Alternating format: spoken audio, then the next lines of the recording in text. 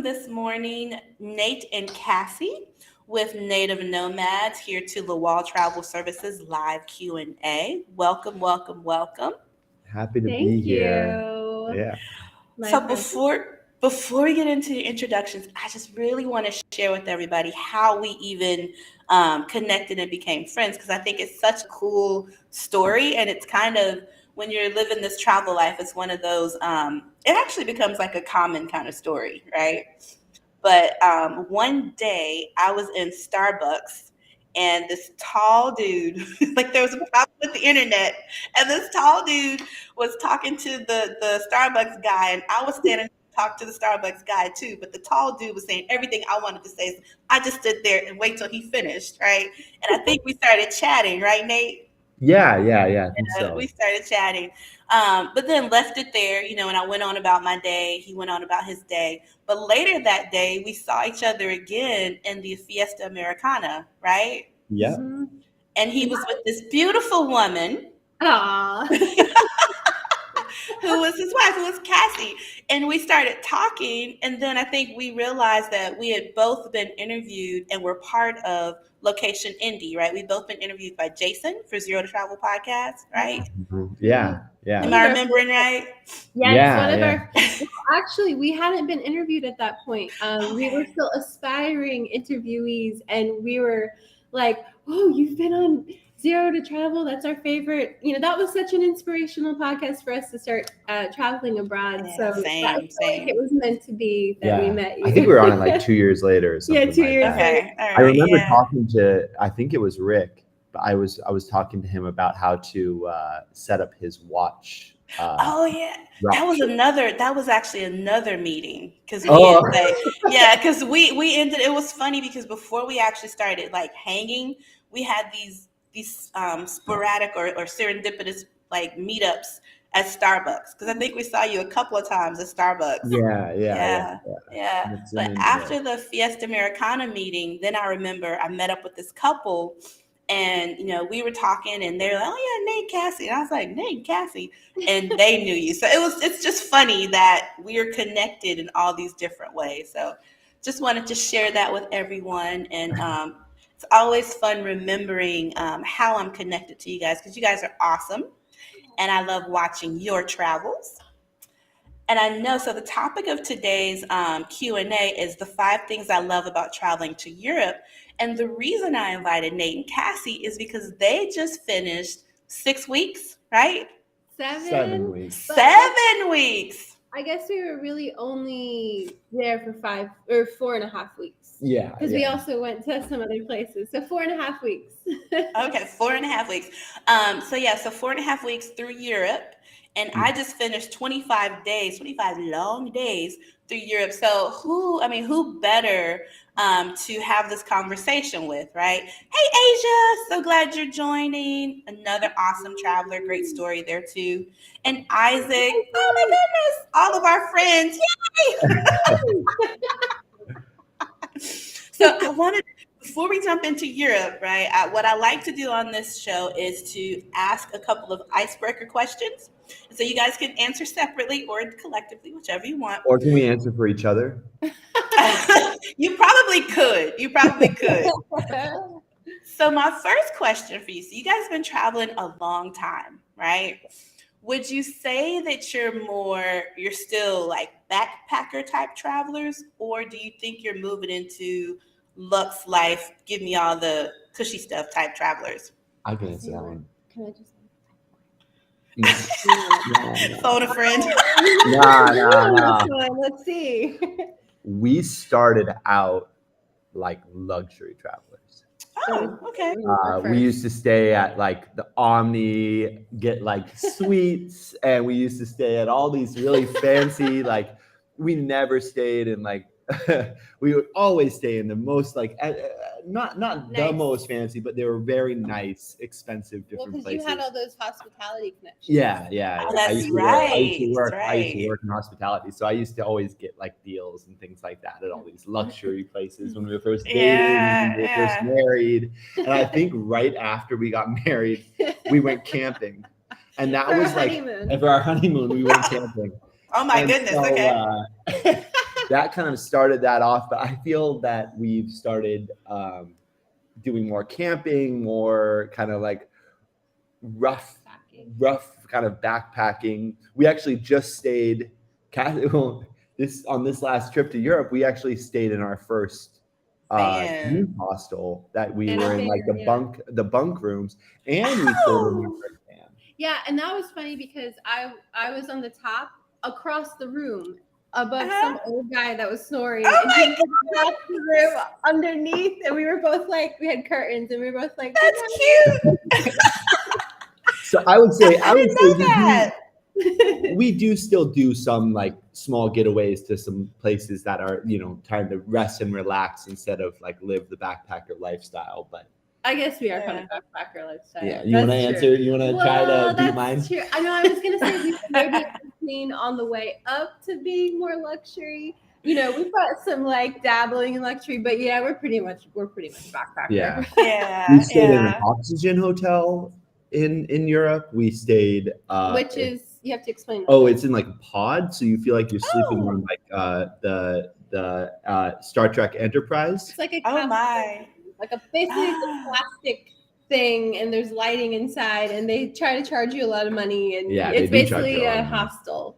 Okay, I've seen those in like Japan and maybe South Korea. I didn't realize they're in other, like in parts of Europe. Okay, cool. We slept in a van on our trip. I saw that. We stayed in a couple luxury places just to kind of relax. But that's a good question. Okay. Thanks. Yeah. Well, I honestly, your answer, a part of it surprised me because typically what I see is people go from backpacker to Lux, but you guys went the opposite way. Because I know me, like as I was dragging my bag across cobblestones in Nuremberg, Germany, I was like, no, I want to hire the driver next time. Right? No. And then in one hotel, I'm pulling my stuff up 3 flights of stairs, like, oh my God, no. So, so I think I've gone like less budgety to more like I will pay for the things, like I will pay for the services. Yeah. I definitely agree on that, and I think like when it comes to, I'm trying to think about that, but yeah, when it comes to certain like luggage or like we've started to invest in nicer luggage, because it's like I'm just so tired of like roughing it. So yeah, there's certain things I do think we've invested in that are really nice, but I'd like to go the luxury route. One day we'll get there. Yeah. Or a mix of it, right? Like I think that we took a 3-week trip across Mexico, and you guys remember I did sort of a mix of hostels and like resorts, nice hotels, just a mix. Real quick, Asia has a question. She said, did you guys feel claustrophobic sleeping in the pods? Yes. Yeah. Yes. Yeah. Basically, it was not like, I think if you were by yourself, it would be better, but we were like both squeezed into the pod. And so really? It was kind of like, it was a little tight. Yeah. And so and then there's no, like, you can't push, like there's no way to go. They close in on you as you get a little bit more and more into your sleep. Oh my gosh. All right. Well, we could go on and on because I we love talking travel. But I want to dig into the Europe trip. So before we talk about the 5 things that we loved about traveling through Europe, why don't you guys take us through just kind of the overview of your trip to Europe? When did you start? Where where you guys traveled to, and then we will move into the 5. Okay. Oh, so for the last trip that we did, you want to? Yeah. Okay. No, you. Or if not the last trip, because you guys have been to Europe before, but I guess, just for the sake of this one, your most recent trip to Europe would be good. Okay. Well, we flew to Madrid and stayed there. We ended up staying there for, I think, like 8 or 9 days. Okay. And we flew to Mexico this time. Yeah, we flew. That's kind of an important thing. Was like this is the first time we actually flew direct from Mexico to. We usually had to fly to America and then fly over, but we flew directly from Cancun to Madrid on a very obscure airline. World to fly, right? Yeah. So that was good, and then it was freezing, by the way, when we were there. So we weren't really prepared for that, but thankfully we did bring some coats and stuff. But we were just like, whoa, it's so cold. We're not used to this. Now, when you say freezing, what do you? Because like I know for me, it was 76, 80 where I was, and I was cold because I live No, in Mexico. Like in the 30s and 40s. 30. Oh, Yeah. okay, yeah, that's cold. And I had my warmest windbreaker. Yeah, he didn't have I had a heavy coat, thankfully, but Oh poor my me. gosh. So yeah, so we were there and then we were like, let's go somewhere warmer. So we traveled south Mhm. and we went to Seville or Sevilla. Sevilla. And that was, how long were we there? Like 6 days or something? 6 days? Yeah. 6 days. Nice. So yeah, that was beautiful. We got to see like there's so many amazing castles and like palaces. We saw the Alcazar Palace there. Oh, and I was gonna say before we did that, we when we were in Madrid, we took 1-day trip to Toledo. Yeah, Did I say yeah. that right? Toledo, yeah, or Toledo, Yeah. yeah, they say Toledo, Toledo. yeah. Yeah, we said Toledo too, and they're like Toledo. It's right. Oh my gosh. Yeah, Oh my gosh. they were quick to correct, but that was so beautiful. We love that place. I've heard. It was amazing. Yeah. Yeah, Just for yeah. one night away, but it was an incredible place that we want to go back to. It was like you could stay there. I think maybe like 3 or 4 nights. It's pretty small. It's small, but it's like on the route too. Like if you head from Madrid south to all the like, Cordoba and all those places. And then we had a decision to make when we were in Sevilla, which was either to go to Malaga, which was like 2.5 hours away, or go to Faro, which is Portugal, which is 2.5 hours away. There's a big concert in Faro, I think, this year in July. So yeah, I know about Faro. Okay, yeah. And so we like sat there that one night, and we were just kind of like, basically this entire trip was planned like day by day. Yeah. I was gonna ask because you were like, then we decided to go. So I was gonna ask about how much planning you guys had. So this was let's get there and then we'll see. Just figure it out. Yeah. Okay. Just go from place to place. And so we decided just to like let's try a new country. And we had no real plans at that point other than just picking different cities and taking a bus and going to them and then finding a hotel there. Yeah. But we went to Albufera. Stayed at a really like kind of funny resort that was really cheap. We found it through like booking.com. I think it was the off season. So it had like a pool. All these people from like Northern Europe were like in their bathing suits with their tanning oil, and it was sunny, but it was still really cold. And we were kind of laughing at them. Tanning. But it was nice. Yeah, we were there for a few days. I think we were there for 3 days. And then we went to Lagos and then up to Lisbon, where we rented a van. We rented like a camper van, and we drove around Portugal for 5 nights. Yeah. We had it for 3 and we extended it for 2 more. We loved it. It was so nice. Nice. Yeah. All right, so that's Madrid, Toledo, down to Sevilla, and then you went to Faro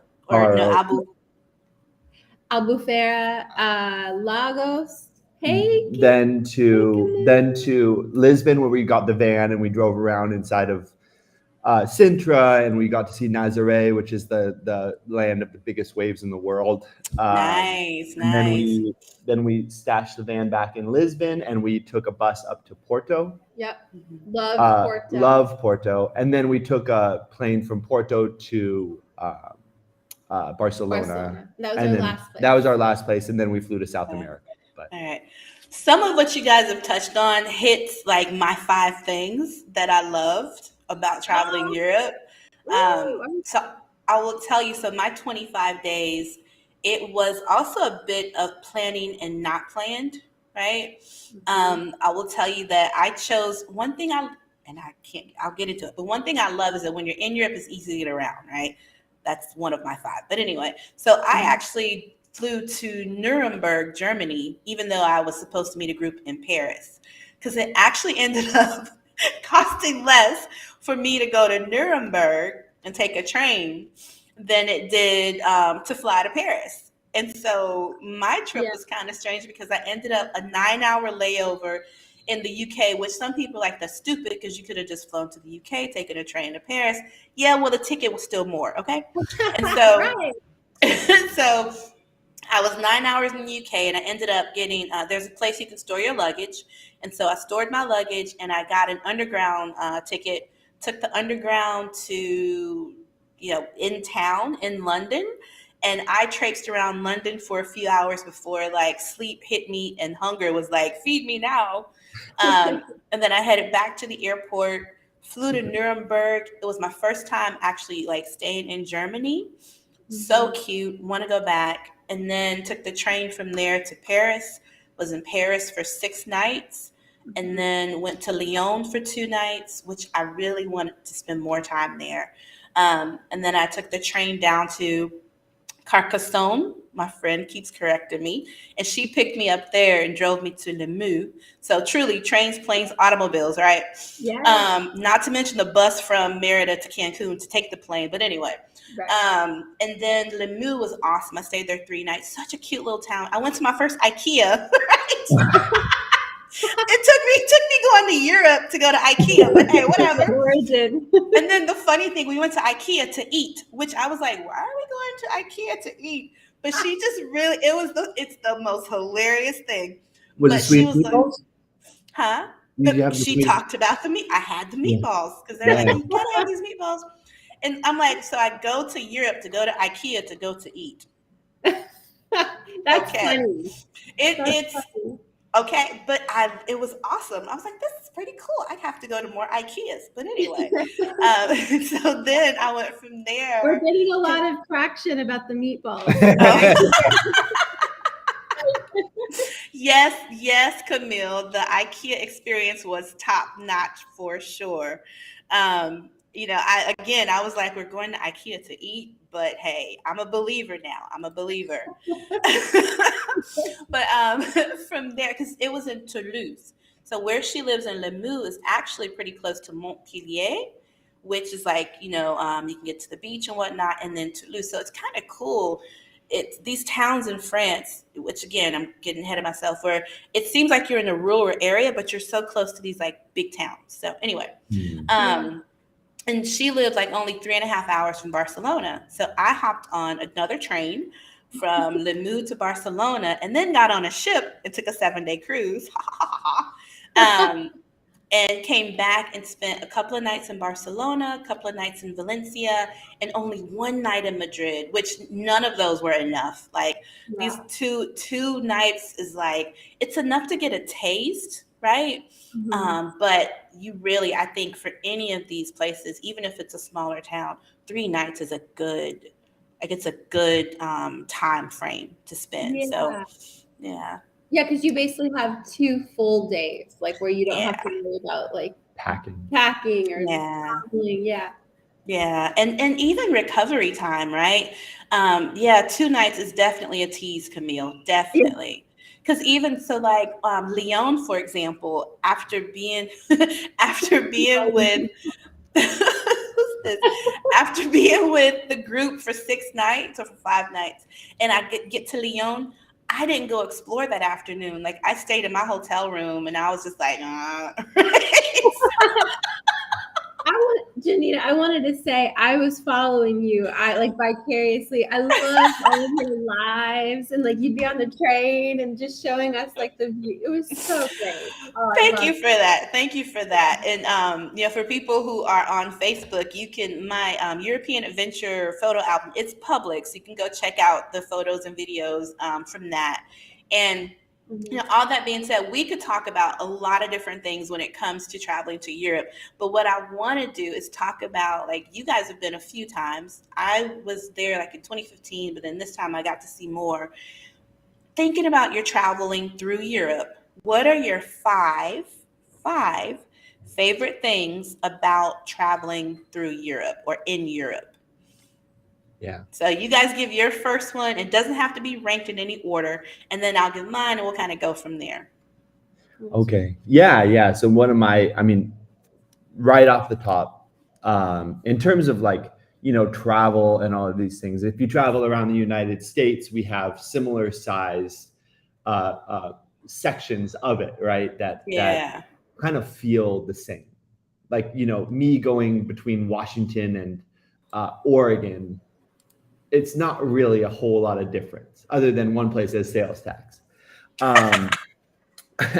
But one thing that I've always loved about Europe is I can travel the same distance between France and Spain, and you feel like you're in a brand new world. Yeah. You know, and Yeah. you jump on a bus or you jump on a train and you fall asleep for a couple hours and you wake up and you're like, Germany is I mean, Germany doesn't remind me of Switzerland. Switzerland is its own entity. It's got its own Yeah. culture. It's got its own language. It's got, you know, and then you go to Italy and you go to all these different places, and it feels like it's just an amazing experience just to feel that, right? To feel like the Yeah. different presence and the different cultures and to see them and everything. So Yeah. that's Yeah. number one. It's And it's easy. and cheap, Yeah. fairly cheap. Hey, those are multiple. Stop it. Yeah, exactly. So that's And number one off the bat for me. Yeah, yeah. And I know it's hard to encapsulate it all in like 5, right? Because even me thinking through, like I stopped at 6, so I have an extra one. But I agree with you. And I would say the thing that's most related to what you said for me would be no visas required. Now, of course, so my number one would be no visas required.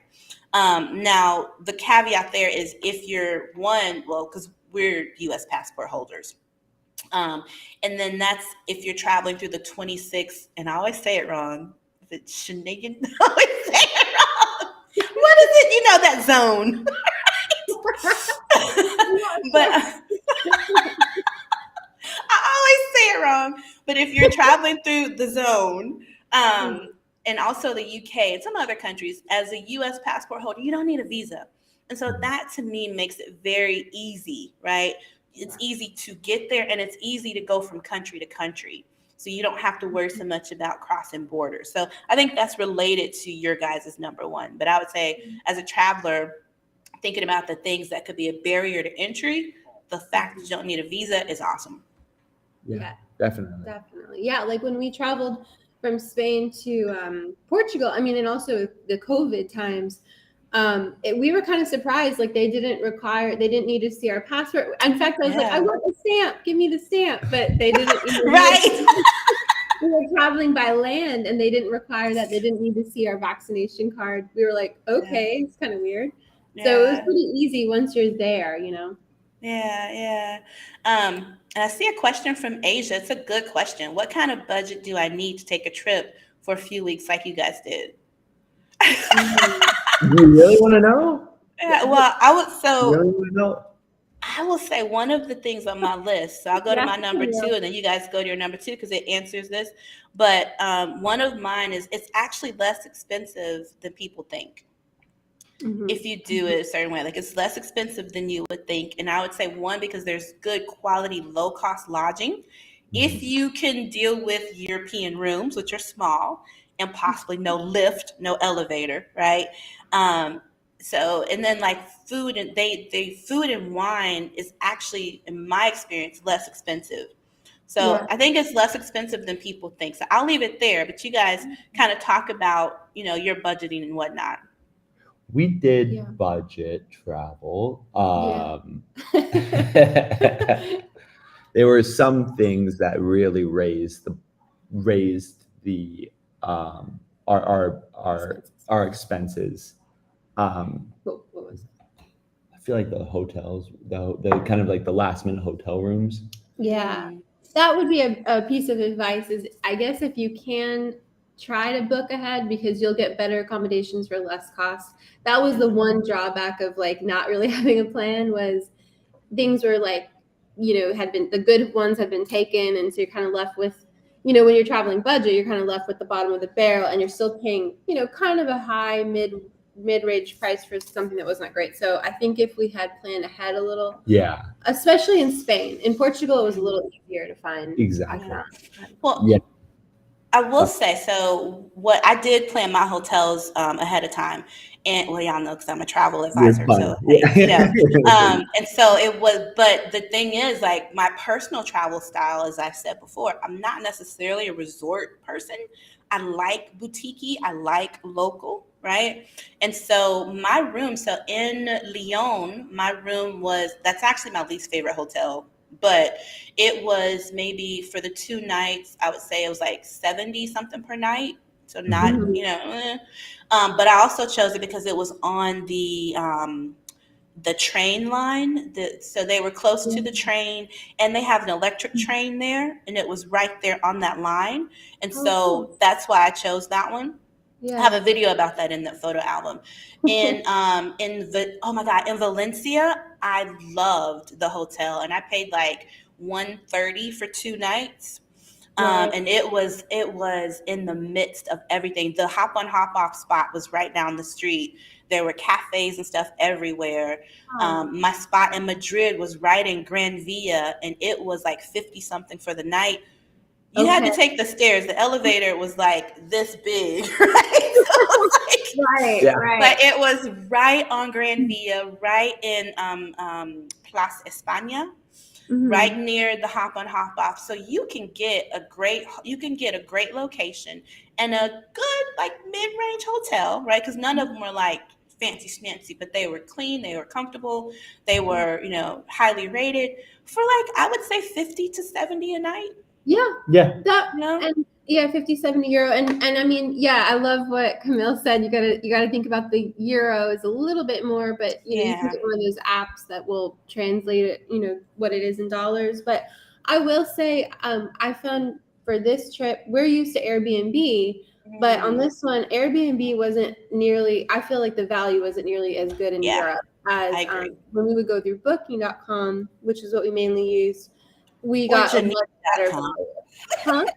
I What? said, or use Janita.com. Oh, I Janita.com. didn't Yeah, know yeah. you did. All Yes, we travel. should know that. Exactly. When you're in a Because, pinch, right? yes. Yeah, we use No. But honestly, booking.com is a good one. And I will say, with booking.com, they also rate hostels. And you guys know, so another way to keep it budget friendly, because like in Lyon, there were some great hostels. They didn't have a private bathroom. The thing I've learned about me is I like hostels, but I like a private bathroom. So, yeah, so yeah. booking.com though is really good because in addition to hotels, they rate hostels as well on there, and Yeah. Expedia as well. They'll have hostels listed. So Mhm. if you're open, and this is my opinion, you guys can chime in here. I think hostels are great for like solo travelers because there's a community, right? And they Mhm. usually have events and things like that. So if you're open, then I think hostels are great. And some you can get for like 25 a night or less, Mhm. right? Mhm. Depending on what's comfortable for you. I've stayed in the dorm style before, and it was so awesome because I met this woman who was on her sabbatical. I'm like, how the freak can I take a sabbatical? Right? So I was like, I please love explain this to me, right? it. And then I've done the private room and like the Quizby in New Orleans. It's all Mhm. private rooms. So hostels are another great way of managing your budget as far as lodging. So 100%. Yeah, I loved the hostel life because it was a little new. We've stayed at hostels before, but never like the dorm style.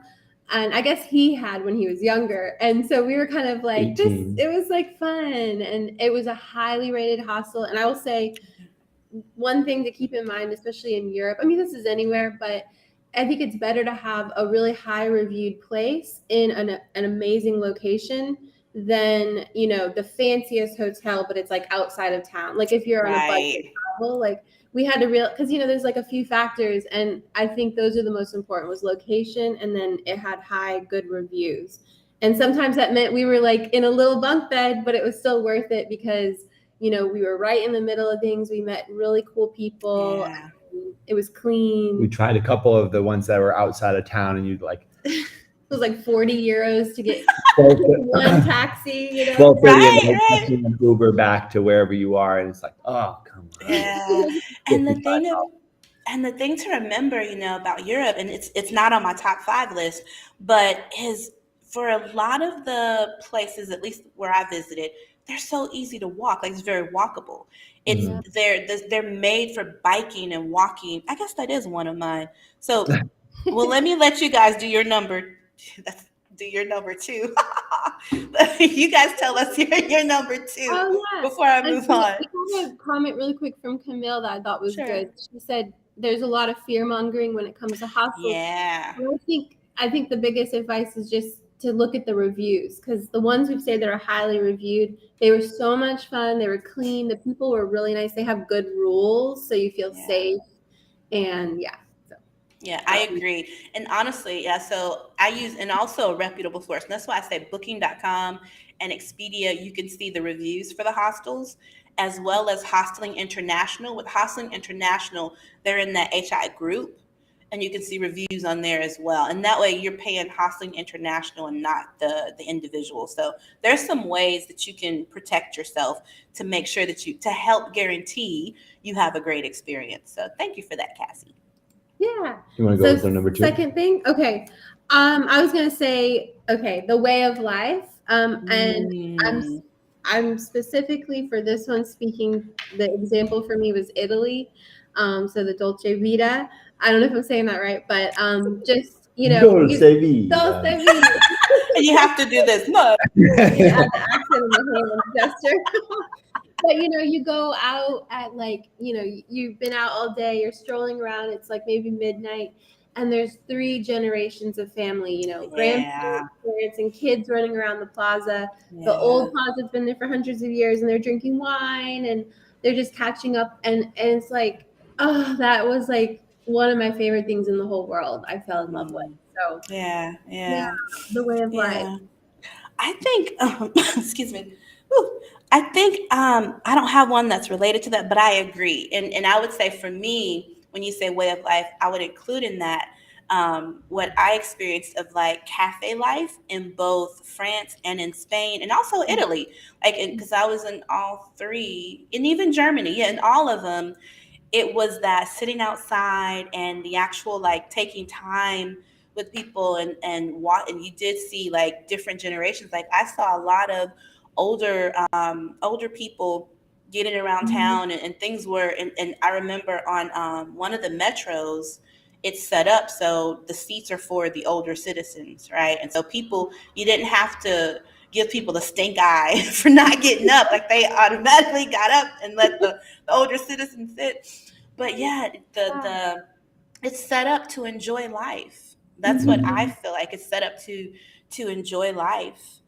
Even the fresh fruit and cheap good wine, right? Like, did it amaze you? And like, it's actually on my list somewhere. That's on our wine list was too. so inexpensive.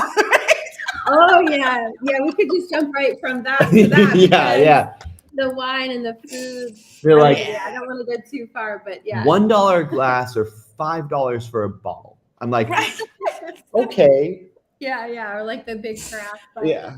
just the way of life. Like, they just enjoy life, and it's like, like you're like, oh, I want to go get fresh bread today, and it's just like, like everybody just seems to buy the food that morning, or I don't know. It's like, it's very old school in that way. One of the first things, so when I visited Europe back in 2015, that was one of the things I took back with me, was their just in time. They didn't go, at least in my experience, to Costco and buy a month's worth of groceries. Was like the fruit. When you go to the stands, it's the little thing of fruit to sell for that day. The fisherman comes on a certain day or in the morning or whatever. And so things are fresher. And even OMG, I was somewhere, I remember I was in Lyon, and I was having a bad start to my day. And I sat down to eat, and it was like happiness, just happiness, because the food was so good and it wasn't expensive, right? My observation is in France and in Spain, what I noticed is that they have a lot of restaurants will have a plate of the day. And they'll have, in France, it's a formule. I forget what it's called in Spain, but it's like a combo, if you will. So you can get like an entree, a sandwich, and a drink, right, for 10 euros or something like that. But a lot of places, they had these ways of making eating out very affordable. and Yeah. it's so much a part of the culture. Did you notice that as well? Yeah, I didn't necessarily notice the daily thing, although when I go back, I'm going to be looking for that. But definitely, like, you know, they bring like sometimes like the little snacks if you get something to drink, or I mean, and the food I do think is super affordable for like the quality you're getting. I Yeah, don't know why yeah, it's that way. I mean, of course they have the high-end restaurants, but if you just go to like a regular cafe, and I noticed that in France too, like just yeah. the most amazing food and like bread and Mm. cheese, and I think maybe it's just a high import tax, you know, when those things come into like America or other places, so they're more expensive there. Yeah. But Like yeah, the cheese museum yeah. In Toledo. in Toledo. We went to That this was so cheese museum, good. and the cheeses were so good, and they would have been so expensive if we had bought them outside of, like, I guess Yeah. they make Manchego. Manchego. Manchego is from Oh wow. Mongolia, Okay. so Yeah. they have a Manchego museum, and they're so That's proud so of it. cute. And they will give you just like a bottle of wine, and you sit and just eat cheese. I could do that. I could do that. Yeah, it's like €5 each Yeah. to sit there and eat cheese and drink wine. So it's Oh like my gosh. things that are locally produced, things that are like from that Mhm. area. You know, they don't necessarily have to charge an arm and a leg because there's no transport. It's just Right. they have Yeah. them where they are, and you get to enjoy them there. And so it's like, yeah, that was like part of the wine thing is also the food thing too. For Yeah. So I'm putting that together. I put here the eating out is affordable. So that was my, like, I'll say that was my number 3, but that lines up with your guys's. So, you know, That's hey, all good. Yeah, the we're food losing is count nice. here, but you guys just follow along. It reminds me when we went to Italy. I think that I don't want to On a different say, trip. but that may on a different trip. That may be my favorite food place in Europe. I mean, I Really? yeah, you know, it's hard Okay. to choose, but we went there, and I remember we were in Rome, and I'm gonna forget the name of the I'll find it, but the name of the neighborhood, it's like starts with like a TR. I forget, but you have to walk across this bridge from the main section, and then it's like right there. And it's just these like little like meandering streets. And we found a highly rated restaurant, but it's sort of like a mom and pop place. It wasn't that expensive. We went there for lunch. They brought us wine because everybody drinks wine there at lunch. Yeah. Which is like, you know, it's very HR, you listening? Yeah. they're like 2 or 3 hours for lunch, sure. And I remember we got the seafood pasta, and then they made the pasta right there, handmade. Ooh. And Wow.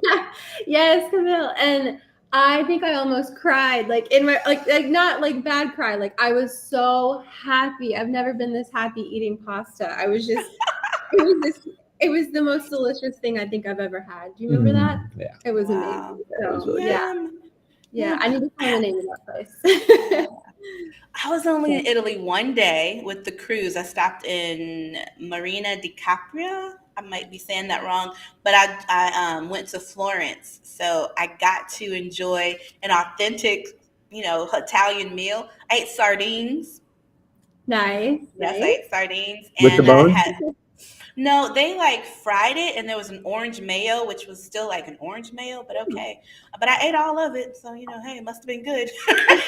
And then it was a noci. So I ordered some things that I hadn't tried before, and what I noticed is that the Italian food, much like the French, is very rustic.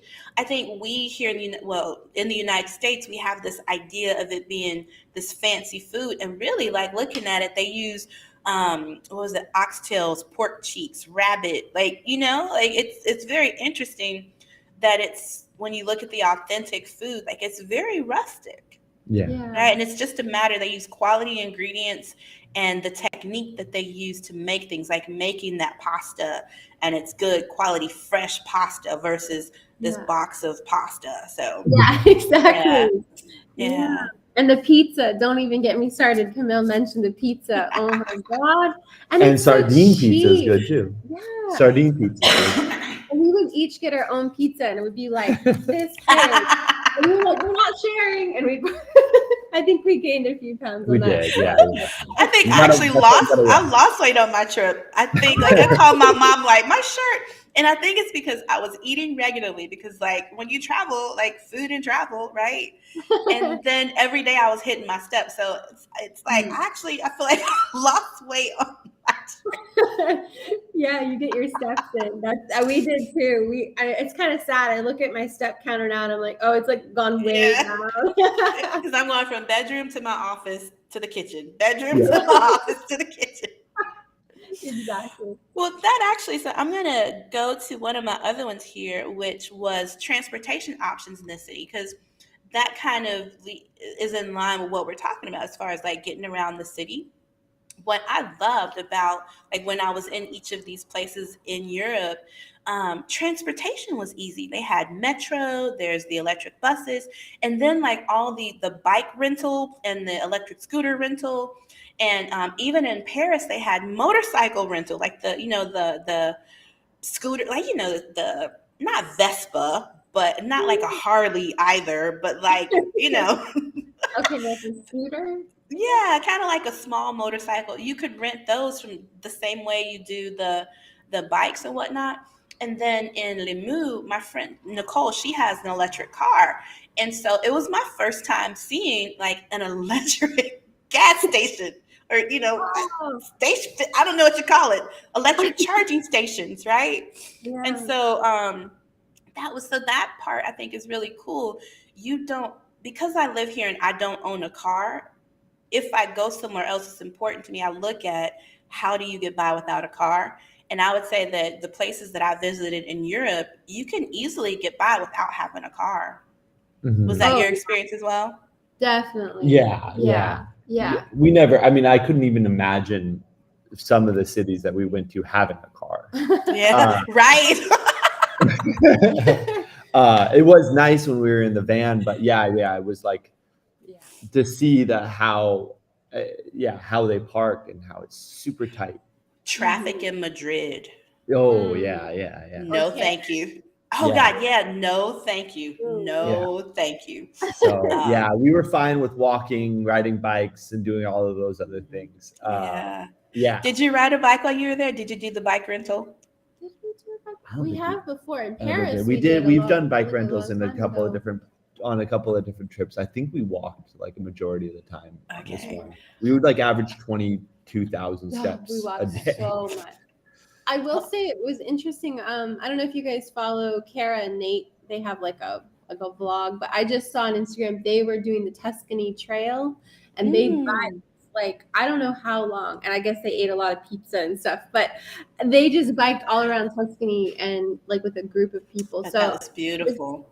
I'm kind of thinking to myself down the line that would be a cool challenge to bike, around the countries, but yeah, we've only rented a bike, I think, in Paris. Yeah. Okay. Yeah. I've rented bikes on other trips that I've taken without Cassie. Yeah.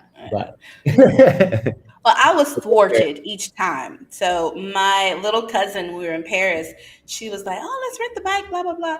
And so here we are. We were out like 11 o'clock at night walking around Paris, which, I felt safe. And we walked past, and there were 3 bikes left in the little rental spots. We're like, oh, we got to get on the bike. And we're like, okay, I don't know how to work this thing. And one guy came and was like, you going to rent this bike? We're like, no. Well, all 3 were broken. So even if we figured out the card situation, we wouldn't have been able to. So we just did the photo op and took pictures of ourselves on the bike. So that was in Paris. And then in Valencia, oh my gosh, if you go to Las Arenas in Valencia, it's like calling you to ride a bike, right? The way that it's set up. And I was like, I want to ride a bike, right? And so I go to the little stand and I'm trying to figure it out, but you needed some card. And like my brain and the trying to figure out the Spanish and how this works was just like, no. So I didn't do it. But one day I will ride a bike in Valencia down Las Arenas. So that is going on my to-do list, on my list. I love What about those scooters? You guys did the scooter thing in Mexico City, didn't you? The electric scooter? Oh, yeah. At some point, Barbie just joined. Oh, yeah. We were. Sorry, do you want to ride a bike in Mexico City? She wouldn't do it with me, though. like always, everything always kind of gets to like this kind of funny ending, but like the scooters ran out of battery, or we left the lanes of where they're supposed to go, and they shut off and locked their wheels, and then we had to return them to the station. So we ended up having to carry them. We ended up carrying them back. And we were in Chapultepec Park. We were in Chapultepec Park, yeah, and we had to carry them. Like it was we were with my little sister, and we were like carrying these scooters down the road for like 25 minutes. Oh, so good to know. Good to know that. Yeah. Oh my God. So what's your guys' next one on your list? I can do the next one. Yeah. It's the same reason why we like Mexico. The same reason we like Europe is so much history. Like you trip over a rock. You trip over a rock, and it's like that rock is a special, like some sort of remnants of something, you know. Like in Mexico, when we're like driving around the Yucatan, we're like, oh, there's a hill. It's gotta be like an old city, you know? Right. But one of our favorite stories was when we were in the van, and we had kind of like a little more freedom to go where we wanted and stop where we wanted when we were in our van. But we were driving along, and Cassie looks out the window and she goes, oh, a castle.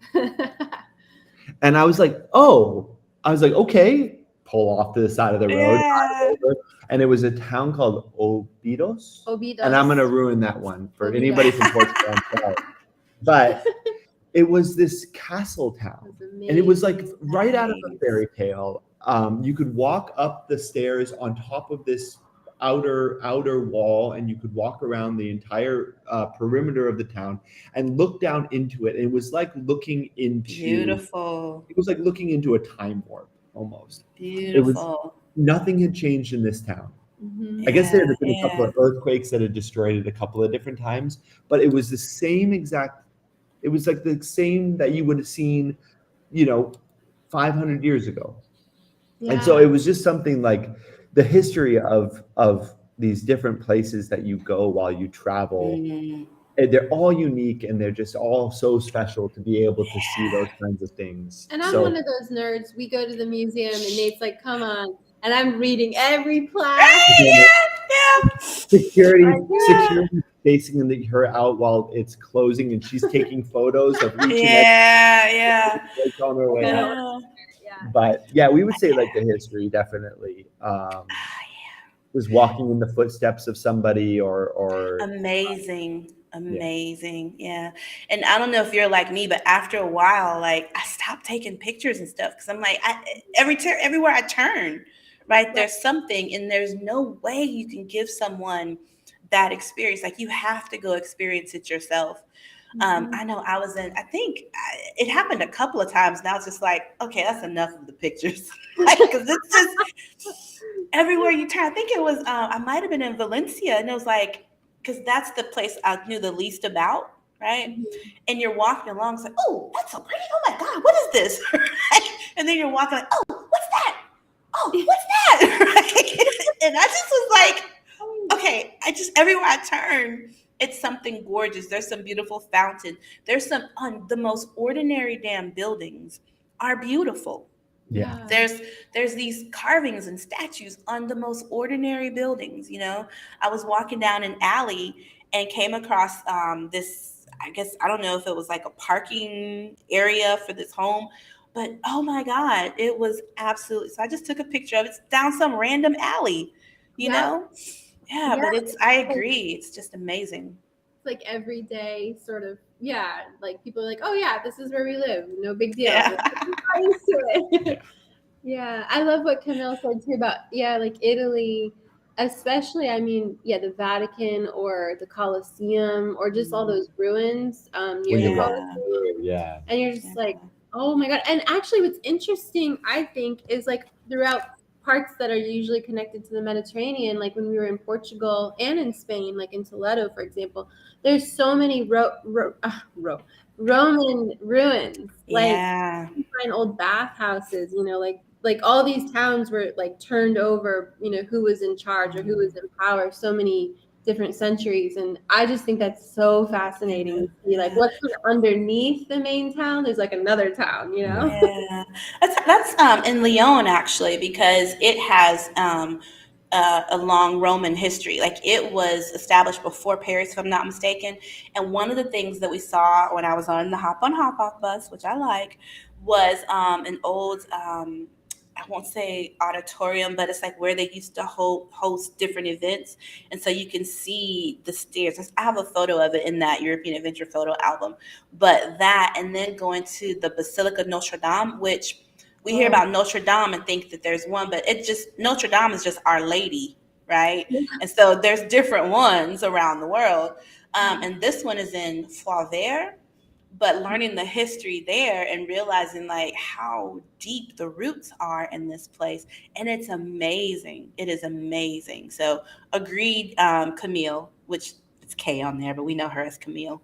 Agreed. Absolutely. Just awe-inspiring. Yeah. Awe-inspiring. Well, thank you for that one. That was a good one. I didn't write that down, but yeah, that's one of my favorites. You can have it. I'll share it. We'll share that one. We'll share that one.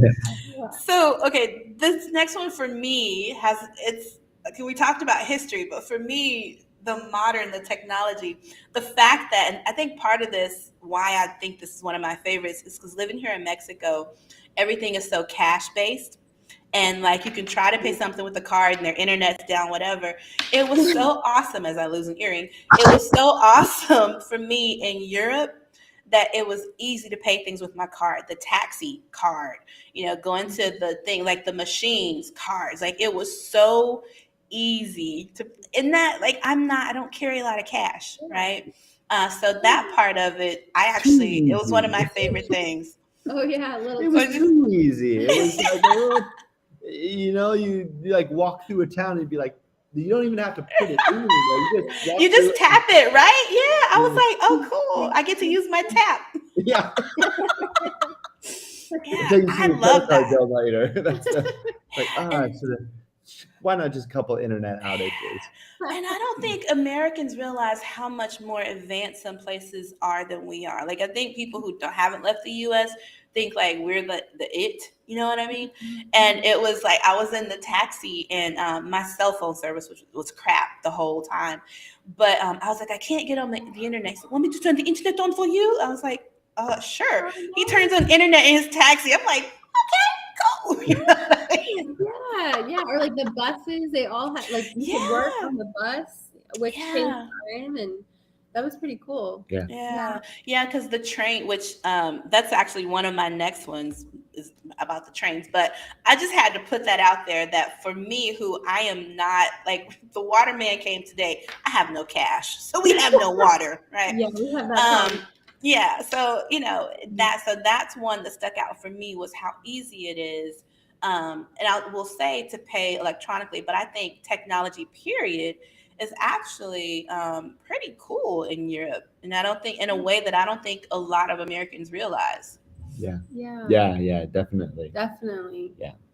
Yeah, it was great. And I mean, like the transportation is so much, I feel like, advanced, like it's beautiful. It's like high technology. I mean, and in fact, sometimes it's a little dangerous because you can't hear those trains. They're so the electric ones.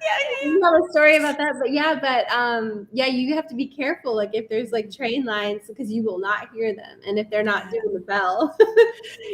And even having the electric buses, right, and the electric trains like throughout the city.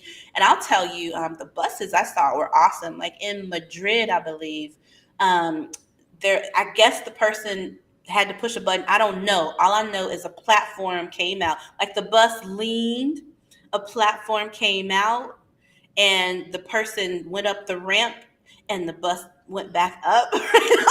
It was like, yes, that was amazing. Yeah, they have that on point. Yeah. Well, you see that a lot of like the trains and stuff, the modern trains that we are developing in the United States, they'll come from Germany, they'll come from Prague, they'll manufacture them over there, and then they'll bring them over to us.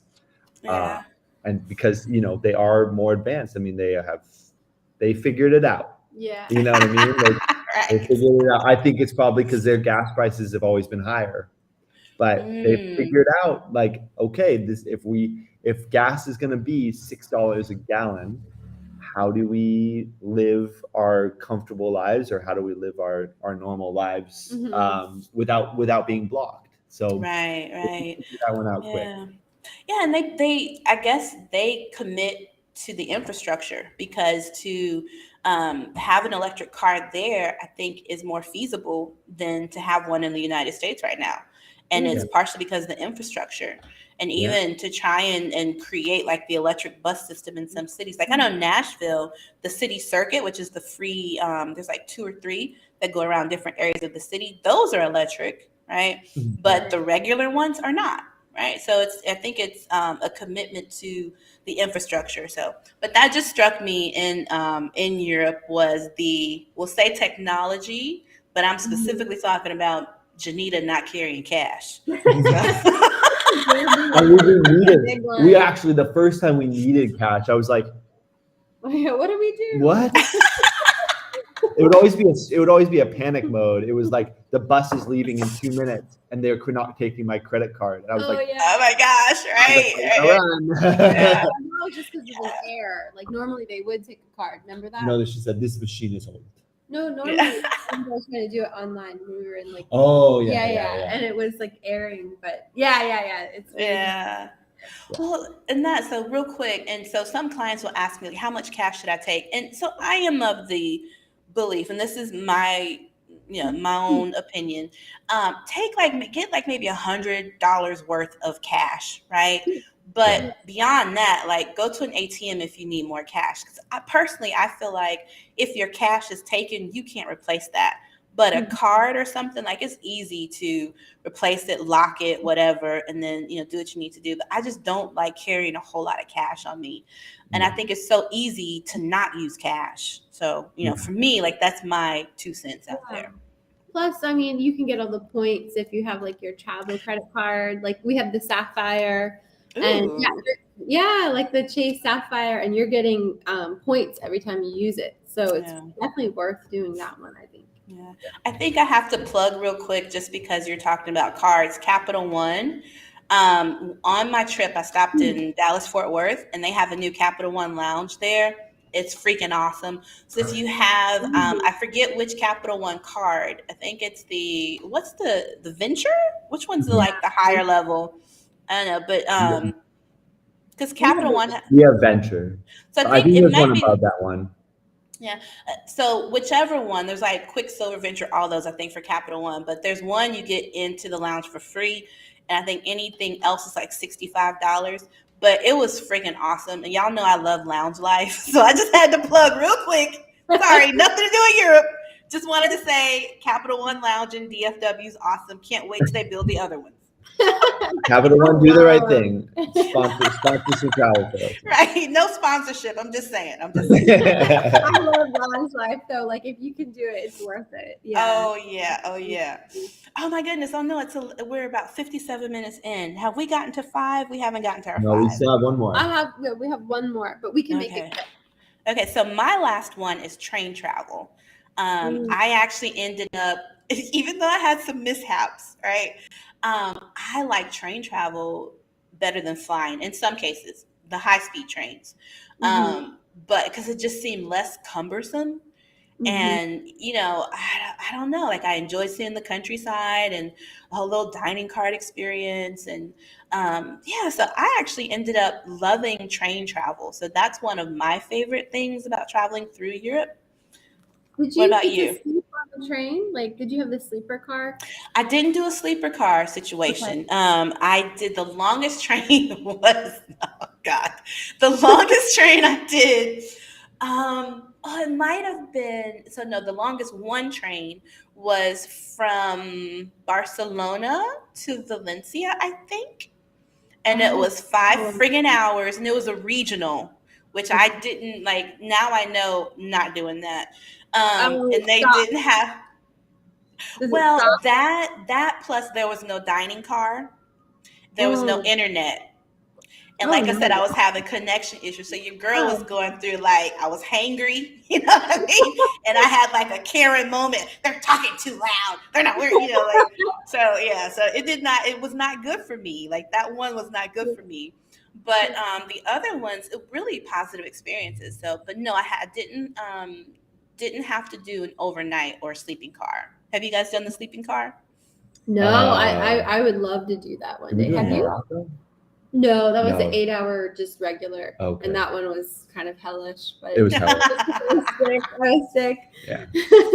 That's another story for another day. Okay, all right. So that's my fifth one.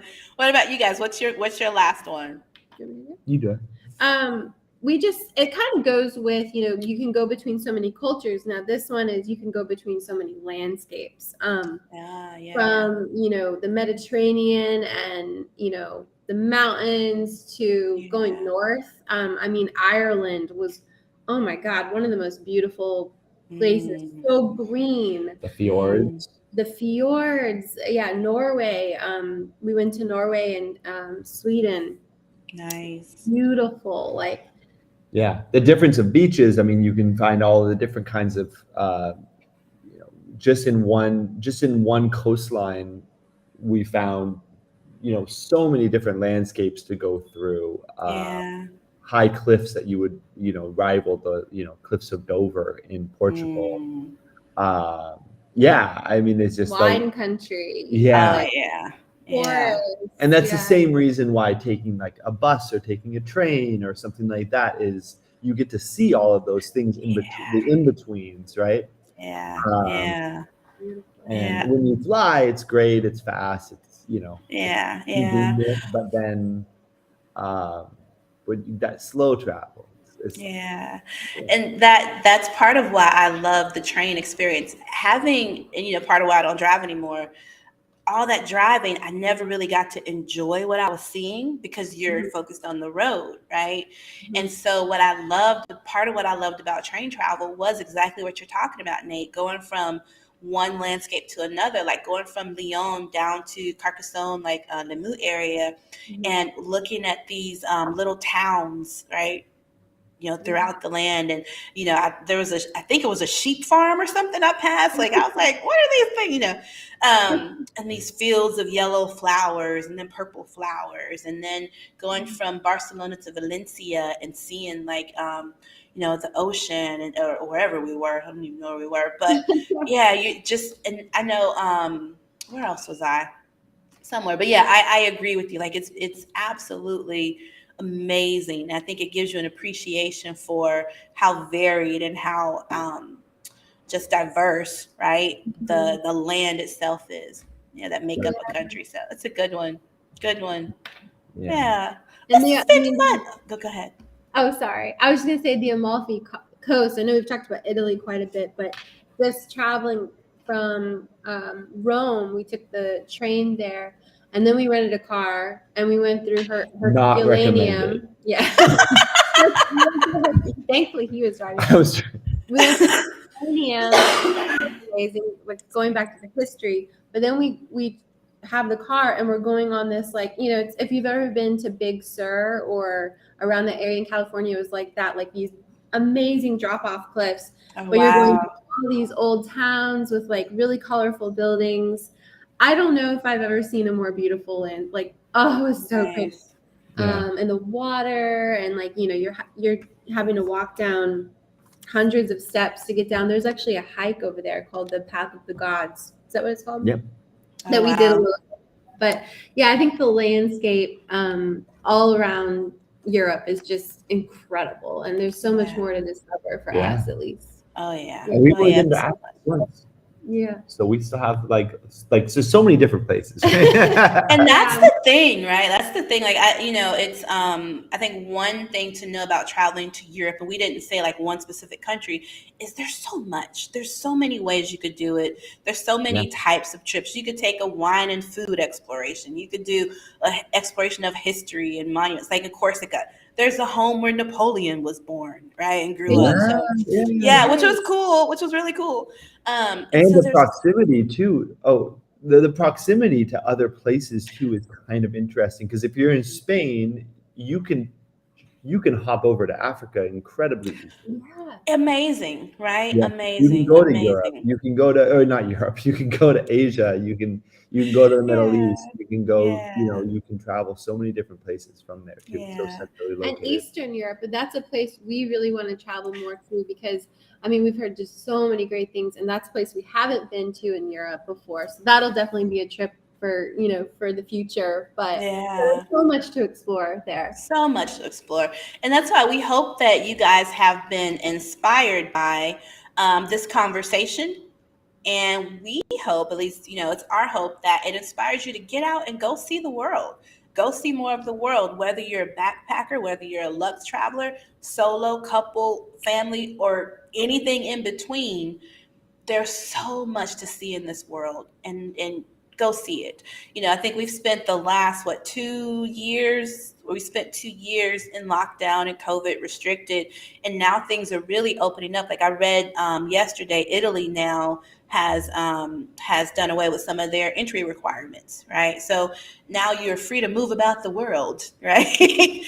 Go do it. And if you want, connect with Nate and Cassie at nativenomadlife.com. That's where your blog is, right, guys?